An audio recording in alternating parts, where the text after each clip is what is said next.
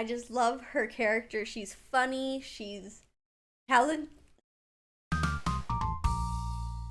Hey fellow fiction fanatics, I'm Chase. Welcome back to my channel. Today I'm going to be doing my Bookish Awards for 2019. This video was inspired by both Peru's Project and Dash of Ash, so I'll link their videos down below. Alright, I've got a giant pile of books here, so let's get into it.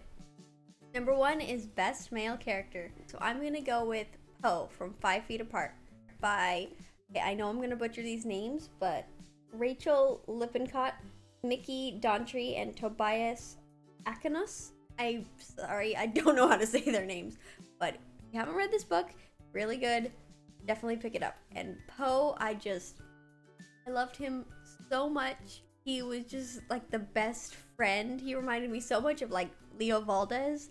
I just loved him. Like Will is a great male character in this as well, but he had to grow on me, and Poe I just loved from the start.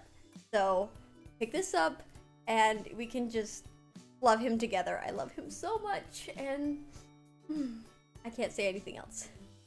Best male character definitely has to go to Poe. Alright, number 2 is Best Female Character. So I went with Bree from On the Come Up by Angie Thomas. Bree is just so great. She's so assertive, and I just love her character. She's funny, she's talented, she's a nerd. Best female character definitely has to go to Bree. Number 3 is Best Side Character. So I went with Gray from A Curse So Dark and Lonely by Bridget Kemmer.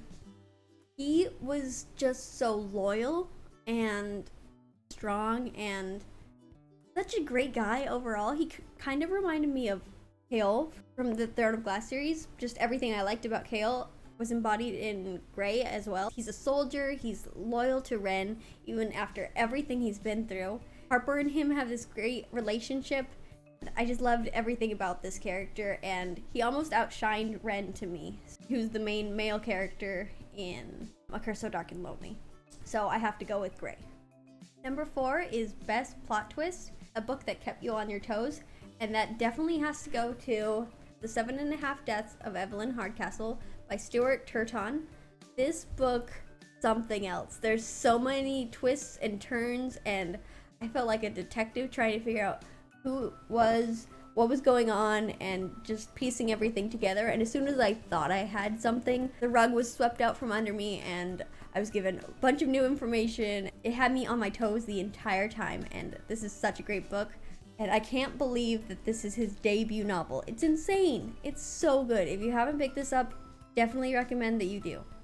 Number 5 is Best Cover, and I'm gonna give that to The Poet X by Elizabeth Acevedo. This book is gorgeous inside and out. It's a book written in verse. It is so good. I definitely recommend that you read this book while listening to the audiobook because it's narrated by the author. She's just amazing. Her voice is astounding. She just has a way with words, and I loved every minute of reading this book, and it's gorgeous inside and out. Pick this book up if you can. It is so good. Number 6 is Most Unique World, and I definitely have to give that to Wondersmith, The Calling of Morrigan Crow by Jessica Townsend. The first book is Nevermore. This is the second book in the series, and it's just such a unique world. It's got magic school. Unique is the only thing that can describe this novel. If you haven't picked it up, I definitely recommend you should. It's a middle grade. It's fantastic. Definitely pick it up. The first one is just the beginning of the story. I can't wait to see where this goes, and unique is the only way to describe this world. It's so entertaining and imaginative, and I love it so much. I don't have words to describe, but definitely pick up this book if you can. Wondersmith definitely gets Most Unique World, for sure. Number 7 is an author you discovered this year. I'm gonna have to go with Molly Ostertag. I read her The Witch Boy graphic novels. There's 3 of them. I flew through them. I loved every second of them. They were so good, so inspiring, and just heartfelt and wonderful. I can't recommend them enough. They were so good, and I would read anything else that she puts out. Number 8 is Best Short Book. So I'm gonna go with Ruby After the Fall by E.C. Myers. This takes place after the fall of Beacon in the TV show Ruby, and its features, if you can't tell, this is Team Coffee, who I love so much. You get to see what happens to them after everything. It's just such a great story. I just fell more in love with these characters. Velvet is definitely one of my favorite side characters in the show, and Coco is my sister's favorite side character, so I already love them, but I got to meet the rest of their team, and I fell absolutely in love with this whole team and their story and everything that happened to them. There's adventure, there's fun, there's heartfelt scenes. It was just so good. Number 9 is Best Standalone, and for that, I'm gonna have to go with The Night Circus by Erin Morgenstern. I was expecting it to be good, but I just wasn't expecting to enjoy it as much as I did. I was very tentative to pick it up, but I'm so glad I did, and I really enjoyed this novel. Number 10 is Most Emotional Book. This, hands down, has to go to They Both Die at the End by Adam Silvera. I can barely even talk about it without tearing up. It was so emotional. I love the characters. I love their story.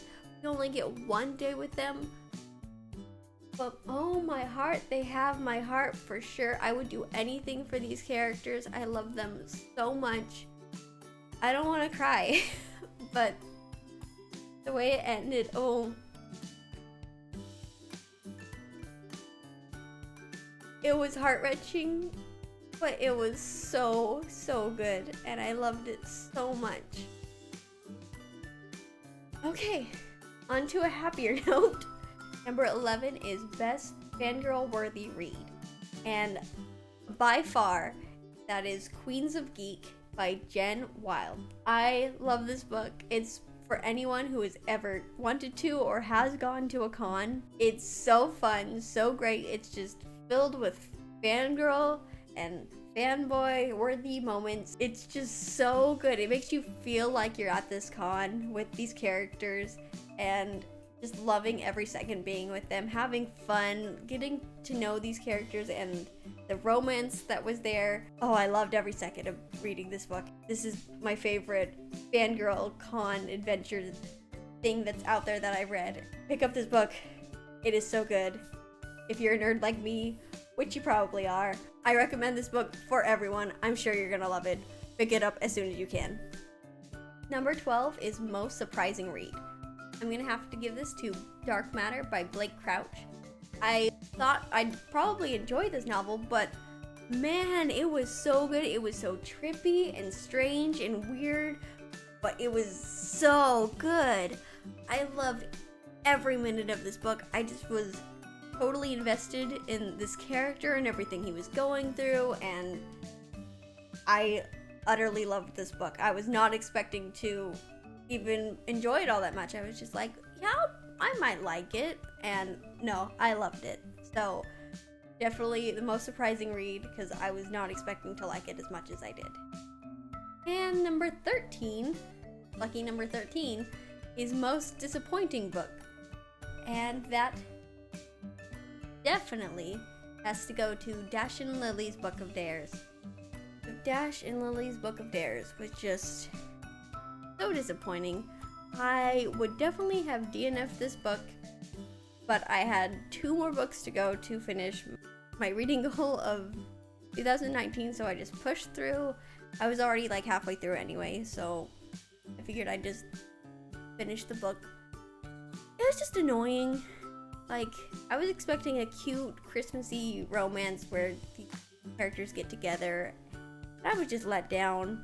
I liked the guy, but the girl, she was supposed to be 16, and she felt like she was maybe 12. More like she was 10. Like, mental state. She was such an annoying character, and he wasn't that much better, but everyone was dissing on him for no reason, and I didn't like that. It just was overall not my thing. So yeah, most disappointing book, definitely Dash and Lily's Book of Dares. Number 14 is Most Underrated Book. I'm actually gonna have to go with a series for this. I read all of them in 2019, and that has to be The Paper Magician Quartet, I guess. This has such a unique magic system that I really enjoyed. The first 3 books feature the main character Annie and her adventure and her story, and it's so good. And then the 4th book is years later and features a new character, Alvy, and I really liked her story as well. I really liked the cameos that you saw from the first 3 books. I haven't heard anyone talk about it, and that's a real shame because they're really good, and I definitely think you should try picking them up if you have a chance. Number 15 is the funniest book I read, and I'm giving that to Little Moments of Love by Katana Chetwin. I don't know how to say her name, but these are just little comics that are so cute and fun and hilarious. It's definitely reminded me of my husband and they're so relatable, so funny. Definitely pick this up if you want to get a laugh. Number 16 is Best Contemporary. For that I went with The Sun Is Also a Star by Nicola Yoon. I really enjoyed this. I'm not that big into contemporaries, but I really enjoyed this one. I'm kind of easing myself into the contemporary genre, and this was a great start.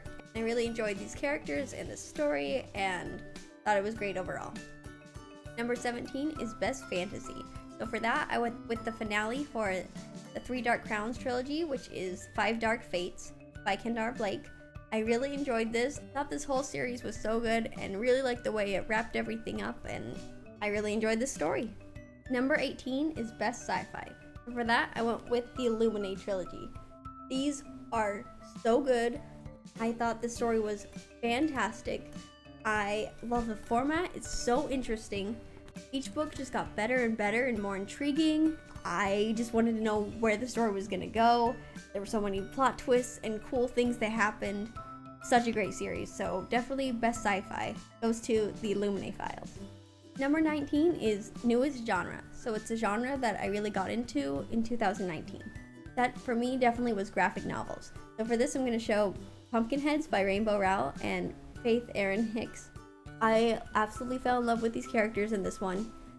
But graphic novels in general, I hadn't really gotten into, but this year I picked up quite a bit and I really enjoyed them, and I'm definitely going to be reading more graphic novels in the future.